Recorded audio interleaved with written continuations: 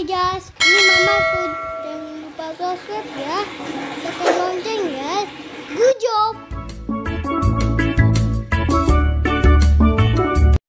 Kita bertemu kembali masih dalam pembahasan tentang bilangan bulat. Tetapi kali ini kita khusus membahas soal cerita yang penyelesaiannya akan dikerjakan secara operasi hitung bilangan bulat. Di dua materi sebelumnya kita sudah membahas tentang bagaimana penjumlahan, pengurangan, perkalian, pembagian, serta campuran dari keempatnya dalam sebuah soal. Sekarang kita akan masuk ke dalam soal cerita. Kita lanjutkan ya. Soal yang pertama. Seekor ikan berada di kedalaman 800 meter di bawah permukaan laut. Ikan ini berenang sejauh 150 meter menuju ke permukaan laut. Di manakah posisi ikan itu sekarang berada? Nah, sekarang kita jawab. Yang pertama, kita misalkan ini adalah permukaan laut. Ikan itu berada 800 meter di bawah permukaan laut. Perhatikan ya, 800 meter di bawah permukaan laut. Jika kita gambarkan bisa seperti ini. Nah, prinsip yang harus kita pegang adalah jika ikan berada di bawah permukaan laut, posisinya atau angkanya itu kita menjadikan minus. Tetapi jika ikan tersebut akan naik, itu akan bernilai positif. Artinya seperti ini, jika turun akan bernilai negatif, jika naik akan bernilai positif. Karena ikan tersebut berada di bawah permukaan laut, artinya dia turun ya. Berarti nilainya menjadi minus 800 meter. Tanda minus atau positif di sini hanya menunjukkan posisi ikan tersebut ya. Kemudian kita lanjut. Ikan ini berenang sejauh 150 meter menuju ke permukaan laut. Artinya apa? Ikan itu akan naik. Jika naik, dia akan bernilai positif seperti ini. Ikan itu akan naik. Nah, sejauh 150 meter. 150 meter bernilai positif karena ikan tersebut naik. Kemudian, di manakah posisi ikan itu sekarang berada? Nah, berarti kita selesaikan seperti ini. Minus 800 ditambah 150, nah, sama dengan minus 650. Apa arti minus dalam jawaban ini? Minus 650 artinya ikan tersebut berada 650 meter di bawah permukaan laut. Paham ya? Sehingga jawaban yang paling tepat adalah C. Sekarang kita lanjut ke soal nomor 2. Sebuah pesawat terbang berada pada ketinggian 1.800 meter. Jadi pesawat itu awalnya berada di ketinggian, ingat ya, di ketinggian 1.800 meter. Kemudian turun menukik sejauh 240 meter. Jika pesawat kembali naik sejauh 100 meter, maka ketinggian pesawat adalah, nah kita perhatikan ya, ini pesawat berada pada ketinggian 1.800 meter. Karena dia berada pada ketinggian, berarti posisinya di atas ya, dia bernilai positif. Kemudian turun, nah pesawat tersebut turun sejauh 240 meter. Kita buatkan nilainya menjadi minus. Kenapa minus? Karena dia turun.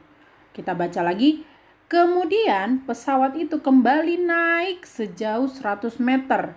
Nah, jika naik berarti dia positif 100 meter. Sudah lebih gampang ya menyelesaikannya. Berarti hasil akhirnya adalah 1800 dikurang 240 ditambah 100. Hingga hasil akhirnya adalah positif 1660 meter. Apa arti positif di sini? Berarti pesawat itu berada pada ketinggian 1660 meter. Berarti jawaban yang tepat adalah C. Benar ya? Soal yang ketiga. Ini sering sekali kita ketemukan ya. Pada musim semi, suhu udara mencapai 6 derajat Celcius. Sedangkan pada musim dingin, suhu udara mencapai minus 2 derajat Celcius. Selisih suhu udara antara kedua musim itu adalah, sebenarnya ini hal sederhana, dengan cara menggunakan garis bilangan bisa kita selesaikan. Jadi tadi pada musim semi berada di suhu 6 derajat Celcius. Sedangkan musim dingin berada di suhu minus 2 derajat Celcius. Ditanya, berapa selisih antar kedua musim tersebut? Secara manual bisa kita kerjakan ya, tinggal dihitung 1, 2, 3, 4, 5, 6, 7, 8. Berarti selisihnya ada 8. Atau bisa kita selesaikan seperti ini. Ini tadi udah ya. Berarti 8 derajat Celcius. Atau bisa diselesaikan seperti ini. Suhu awalnya 6. Karena ditanya selisih berarti 6 derajat Celcius dikurang minus 2 derajat Celcius. Ketika minus ketemu minus kan menjadi plus ya. Berarti menjadi 6 ditambah 2 menjadi 8 derajat Celcius. Berarti jawabannya adalah A. Kita lanjut soal yang terakhir. Soal ini sering kita temukan di soal ujian, di ujian nasional ya. Sering juga kita temukan soal ini. Perhatikan ya. Dalam mengerjakan sebuah tes, terdapat aturan sebagai berikut. Jika menjawab benar, akan diberi nilai positif 4. Jika menjawab salah, akan diberi nilai berapa? Minus 1. Dan tidak menjawab sama sekali, diberikan nilai 0. Si Andi hanya mampu menjawab 20 soal dari 25 soal. Jadi, total soalnya itu berapa? 25 soal. Andi hanya menjawab 20 soal dan 3 diantaranya salah. Jadi cara mengerjakannya kita buat seperti ini ya. Jumlah soal berapa? 25. Kita bagikan menjadi 3. Yang pertama, benar dikali 4 ditambah dengan salah dikali minus 1 ditambah dengan tidak dijawab dikali dengan 0. Paham ya? Ada 25 soal, kita bagi menjadi 3. Benar, salah, dan tidak dijawab. Benarnya dikali 4, salahnya dikali minus 1, tidak dijawab dikali 0. Yang pertama, yang perlu kita perhatikan, di soal dikatakan Andi hanya mampu menjawab 20 soal. Dan 3 soal diantaranya adalah salah. Berarti kita udah dapat dari sini. Salah itu ada 3. Berarti benarnya dari sini otomatis udah tahu ya. Berarti ada berapa? 17. Nah, kita ulangi. Jumlah soal 25. Andinya menjawab 20 soal. Dari 20 soal, 3 soalnya salah. Makanya kita tuliskan salahnya ada 3. Benarnya otomatis berapa? Dari 20 soal yang dijawab, 3 salah. Berarti yang benar ada 17. Berarti 20 soal yang dijawab, berarti yang tidak dijawab ada berapa? Tidak dijawab berarti ada berapa? Ada 5. Benar. Oke, sekarang kita lanjutkan dengan memasukkan angka yang benar berapa, salah berapa, tidak dijawab berapa ya. Nah, benar ya.